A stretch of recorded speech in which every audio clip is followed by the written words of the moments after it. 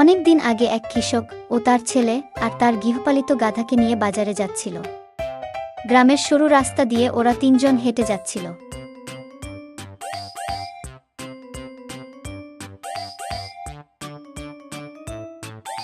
সোনা, তাড়াতাড়ি পা চালা রে, আমাদের তাড়াতাড়ি বাজারে যেতে হবে।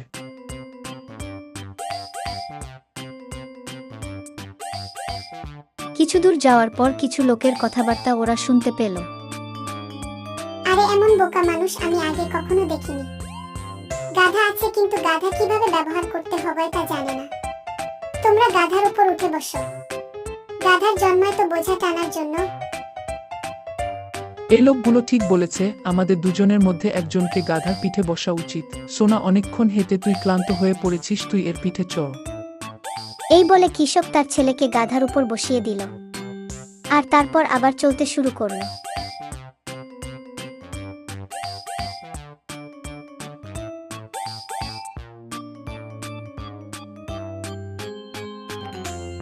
কিছু দূর যাওয়ার পর এক কৃষক তাদের দেখে বলতে লাগলো, কি দিনকাল পড়ল রে ভাই। বুড়ো বাপটা হেঁটে যাচ্ছে আর জোয়ান ছোকরা গাধার পিঠে আরাম করে বসে যাচ্ছে। হায় রে হায়, একটু লজ্জা নেই। কৃষকের কথা ছোট্ট ছেলেটির মন ছুঁয়ে গেল। সে মনে মনে ভাবতে লাগলো, ওই কৃষক তো ঠিক কথাই বলেছে। আমি তো যথেষ্ট শক্তিশালী, আমি হেঁটেই যেতে পারবো। বাবা অনেকক্ষণ করে হাঁটছে। বাবা তুমি এবার এসে বসো, তোমার আরাম লাগবে।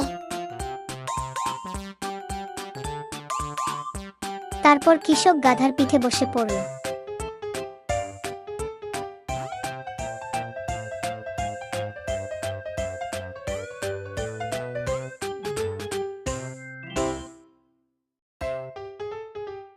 কিছু দূর যাওয়ার পর এক বুড়ি তাদেরকে এইভাবে যেতে দেখে বলতে লাগলো, কেমন বাবা তুমি এত স্বার্থপর?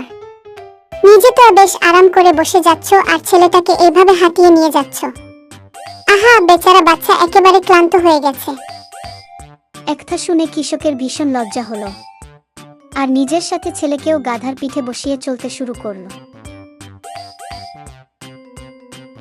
এবার সব ঠিক আছে, আর কেউ কিছু বলতে পারবে না। এই কথা ভেবে ওরা আরো কিছু দূর যাওয়ার পর দেখলো এক জায়গায় কিছু লোক বসে গল্প করছে। কৃষক তাদেরকে জিজ্ঞেস করলো,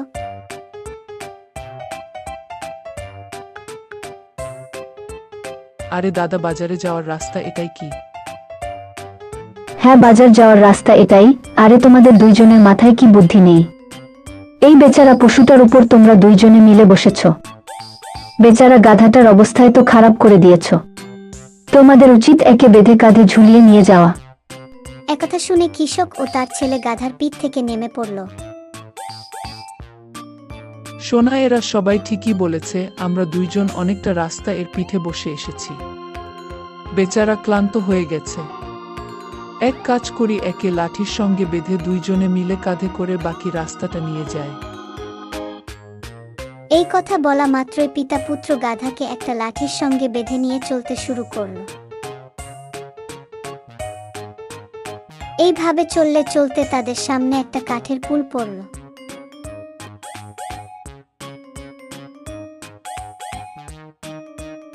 পুলটা পুরাতন হওয়ায় তাদের ভার সহ্য করতে না পেরে ভেঙে গেল আর ওরা তিনজন জলে পড়ে গেল।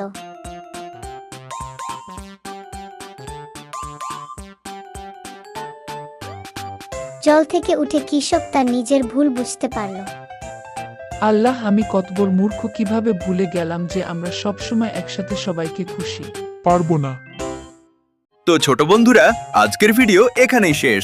দেখা হবে নতুন কোনো ভিডিওতে। ততক্ষণ তোমরা ভালো থাকো এবং সুস্থ থাকো। আর মজার মজার শিক্ষণীয় কার্টুন ভিডিও পেতে এখনই সাবস্ক্রাইব করো লিটল কার্টুন 2.0। লাইক কমেন্ট করতে ভুলো না যেন। Good bye.